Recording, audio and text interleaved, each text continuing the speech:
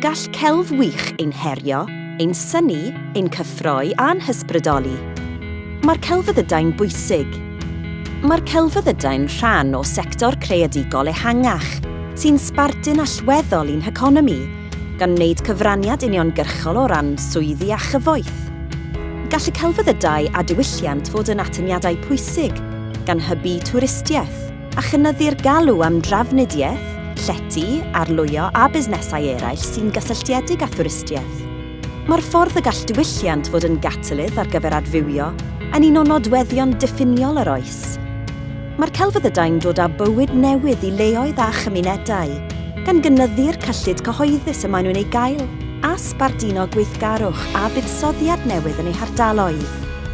Am ei bod yn helpu'r economi dyfu, mae'r celfyddydau'n bwysig i Gymru,